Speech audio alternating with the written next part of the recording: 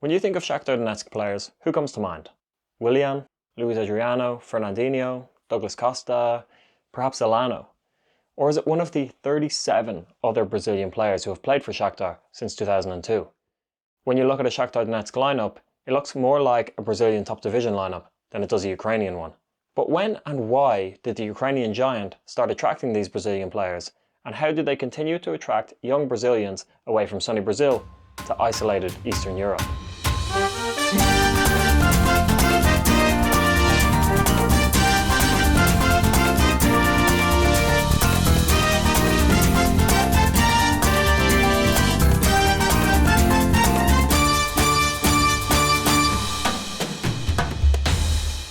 While Shakhtar's Brazilian takeover technically began in 2002 with the signing of Brandao, the first ever Brazilian to play for the club, it wasn't until 2004 that the Brazilian strategy became part of Shakhtar's official transfer policy. And this was with the arrival of legendary Romanian coach Mircea Lucescu. Lucescu and Shakhtar's billionaire owner Rinat Akhmetov envisioned turning Shakhtar into a team that would not just win trophies, but into a team of entertainers. And for this, Lucescu was confident that he needed Brazilians. As he said himself, if we had wanted something else, we would have signed Argentinians or Uruguayans. Only Brazilians put on a show. And so a plan was formed. Lucescu contacted French-Algerian agent Franck Anuda, a man with strong connections to the Brazilian market, and outlined the strategy. He wanted young, technically gifted Brazilians that he could develop in Donetsk, but he did have a few requirements. The ideal profile was a player who was between 18 and 20 years old who could adapt to Europe within 6 months and play for Shakhtar for between 3 and 5 years before making a large money move to another European club or elsewhere. It was midfielder Matusalem who would be the first Brazilian signed under this policy, and he was quickly joined by the trio of Jadson, Fernandinho and Elano. By 2007, the start of Lucescu's 4th season in charge, Shakhtar had added 3 more Brazilians in Luis Adriano, Ilsinho and Willian. They would finish that season as Ukrainian champions for the 3rd time in 4 years, truly establishing themselves as one of the top teams in Ukrainian football. Although it would be next season that you could argue would be the peak for the Brazilian strategy in Shakhtar. Although they wouldn't retain their league title, they would be able to overcome Werder Bremen in the UEFA Cup final, which is the precursor to the Europa League, securing Shakhtar's first ever piece of European silverware. And while this was not solely down to the Brazilians, this squad contained Shakhtar legends like Dario Serna, Razvan Rat and Dmitro Chikrinsky. 12 of Shakhtar's 14 knockout goals were scored by Brazilians. The recruitment drive took a hit due to Russia's invasion of Ukraine's Donbas region in 2014 when Shakhtar were forced to leave Donetsk, and of course the ongoing conflict between the two nations following Russia's second invasion in 2022 has also impacted the club massively. But with the club now situated in Lviv in western Ukraine, the next generation of Brazilians are making their entrance to European football, with the club signing 18 Brazilian players since 2018. So the project has seemingly worked for Shakhtar. They've won countless league titles, domestic cups, a European trophy, they're Champions League regulars and have cemented themselves at the top of Ukrainian football. But how did they manage to convince so many players to trade sunny Brazil for Eastern Europe, and not even a major city in Eastern Europe? It would be one thing to sign players in the capital, Kyiv, but Donetsk isn't the most appealing of locations, especially not back in 2004.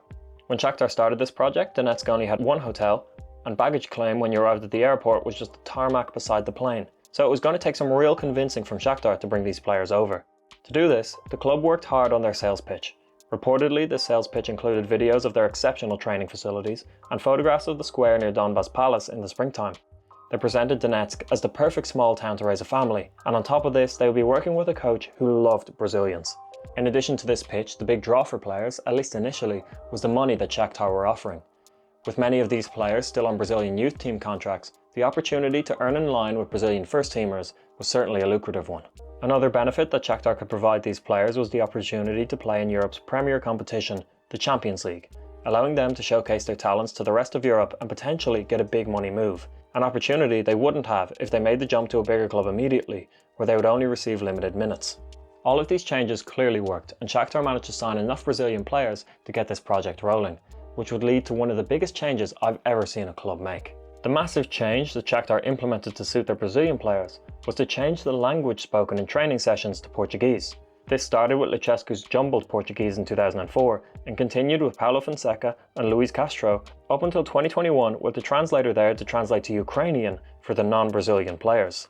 This sounds absolutely crazy, and it's not something I can imagine many European clubs doing, but it shows how seriously Shakhtar are taking this project and how far they're willing to go to make their Brazilian players feel at home in Donetsk. Although since 2021, the 3 managers that Shakhtar have been non-Portuguese speaking European managers, so I don't know if this trend then continued with these managers. Now that Shakhtar has a history of signing Brazilian players, it is easier than ever to convince players to join. The scouting networks in Brazil are by now well established, and most clubs and players in the country are aware of the club and the benefits that they can provide to a young player's career. It also means that there's a strong Brazilian contingent at the club who can help young Brazilians and their families make the move over to Donetsk a lot quicker, which also means that they'll start performing on the pitch a lot quicker. However, this whole strategy hasn't been without its criticism, even internally. Reportedly, some of Shakhtar's Ukrainian players have felt unfairly sidelined by new Brazilian talent, and talented young Ukrainian players like Zinchenko have had to leave Shakhtar and move abroad to try and find guaranteed playing time. Some even say that it's only the league's restrictions on foreign players, you can only have 7 foreign players on the pitch at any one time, that is stopping Shakhtar from fielding a full Brazilian 11. When former Dynamo Kyiv manager Alexander Katkevich was asked about the possibility of taking over from Shakhtar as Ukraine's biggest club on the European stage, his reply showed how he felt about the situation when he said, "Shakhtar is more Brazilian than Ukrainian." So the main question here is, has this massive shift in approach from Shakhtar been successful? Before the Brazilian takeover, Shakhtar had won just a single Ukrainian Premier League, finishing as runners-up 8 times. Their record in the Ukrainian Cup was better, having won that 5 times prior to the new policy. But even when you look back at the Soviet League era, Shakhtar failed to win a top division title and had to make do with just a few Soviet Cup wins. But how have they fared since the Brazilian takeover? Well, in the 21 years since enacting the policy, they have won 14 Ukrainian league titles, 9 Ukrainian Cups, 9 Ukrainian Super Cups and 1 UEFA Cup. Their biggest victory to date has no doubt been that UEFA Cup win in 2009, although they have so far failed to replicate this kind of European success. Now they have since reached the semi-finals of the Europa League and the quarter-finals of the Champions League, which is no mean feat in itself. So it's fairly clear that this approach has taken Shakhtar from almost perennial runners-up to champion more often than not. Hard to criticise a policy that has been so fruitful for the club. But arguably they've been most successful off the pitch in regards to their bank balance, and the huge transfer profits from several players backs this up. Players like Fred, who joined Shakhtar for around €15 million and was sold to Manchester United for €59 million, and Fernandinho, who signed for €8 million and was sold to Manchester City for €40 million, are just 2 examples of Brazilians who netted Shakhtar massive profits after contributing on the pitch. In addition to these 2, you have players like Alex Teixeira, Willian and Douglas Costa, who all netted healthy transfer fees for Shakhtar. However you feel about Shakhtar's Brazilian strategy, it is undeniably a unique one, creating an interesting dynamic both in Ukrainian and European football. But how do you feel about Shakhtar's strategy? Do you think they've done the right thing in allocating so many resources to bringing in talented Brazilian players, or would they have been better off focusing all of these resources on local Ukrainian talent? If you did enjoy this video, be sure to leave it a like and subscribe, as that really helps out. And if you have any ideas for videos that I can take a look at in the future, be sure to leave it as a comment and I'll see if I can get to it.